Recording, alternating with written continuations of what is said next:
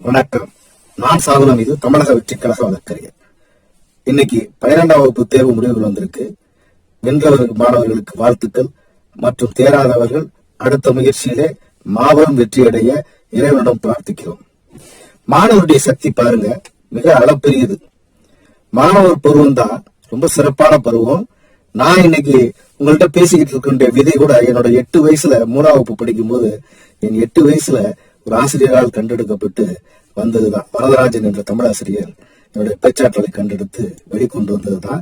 என்னை வளர்த்தெடுத்த அருமை ஐயா ஸ்ரீனி சண்முகம், மரியாதைக்குரிய இன்றளவும் நகைச்சுவை தென்றலாக பேசிக் கொண்டிருக்கக்கூடிய திருவாரூர் இரா சண்முக வடிவேலு, ஞானச்செல்வன், சந்திரசேகரன் ஆகியோர்களை நான் நினைவு கூறுவதில் மிகப்பெரிய மகிழ்ச்சி அடைகிறேன். காரணம், நம்ம போடக்கூடிய விதை தான் ரொம்ப முக்கியமானது. என் தாயார் அதற்கு மிகப்பெரிய பங்காற்றி இருக்கிறார். எண்ணுகின்ற போதுதான் இன்று என்னை விட்டு சென்று விட்டாலும் இந்த பேச்சினுடைய விலை என் தாய் இருந்த சொத்து என்பதை என்னால் மறக்க முடியாது. காரணம், எந்த குழந்தையும் நல்ல குழந்தைதான் மண்ணில் பிறக்கையிலே அவர் நல்லவராவதும் தீயராவதும் அன்னை வளர்ப்பினிலே என்று கவிப்பேரரசர் கண்ணதாசன் சொல்லிவிட்டு போயிருக்கிறார். இந்த குழந்தைகளுடைய வளர்ப்பிலே அல்லது இந்த ஐக்கியூ என சொல்லப்படக்கூடிய இன்டெலிஜென்ட் கான்டினென்ட், இந்த வளர்ச்சி என்பது இளைய பிராயத்திலே மாணவர் பிராயத்திலே மிக உச்சத்திலே இருக்கின்றது.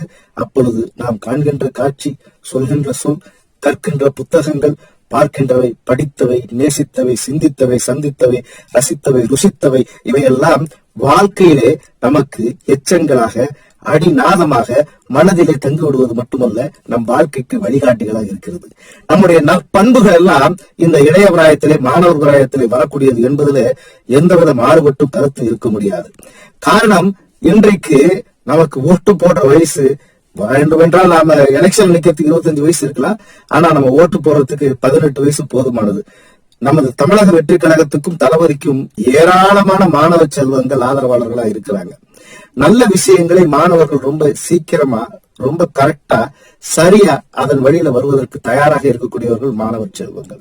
நம்ம மாணவர்களை அரசியல் படுத்த வேண்டிய அவசியம் இல்லை. இந்தியாவிலே பல்வேறு முன்னுதாரணங்கள் இருக்கு. இந்திய எதிர்ப்பு போராட்டத்திலே தமிழகத்திலே பேரளவிலே கலந்து கொண்டு மாணவர்கள் தான் மிகப்பெரிய மாற்றத்தை செய்தார்கள். சமீபத்திலே ஜல்லிக்கட்டு போராட்டத்திலே யார் மிகப்பெரிய மாற்றத்தை செய்தது?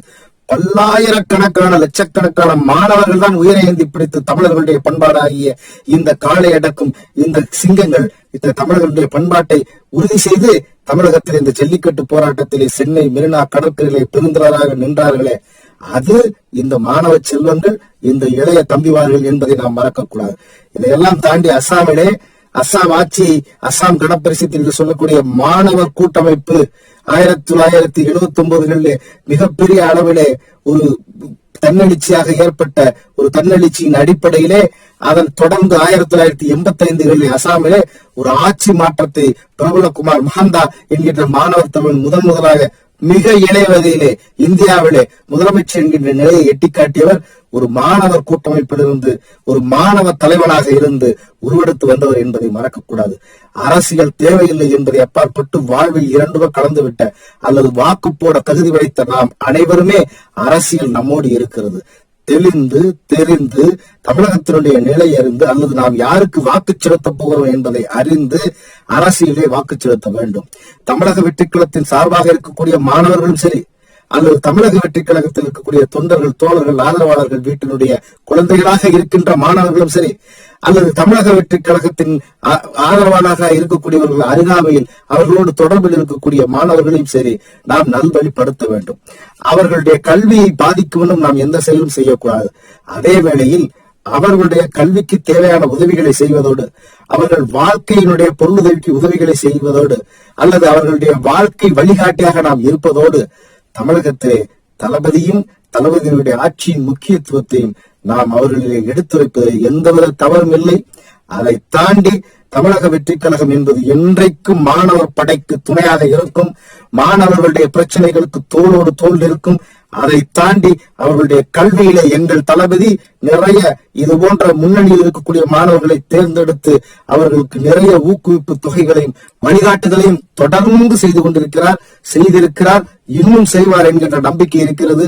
இந்த நாட்டிலே மாணவர்கள் அனைவருக்கும் இலவச கல்வி என்பது கட்டாயம் என்பதை வலியுறுத்தக்கூடிய நிலையில் எங்கள் தளபதி இருக்கிறார்.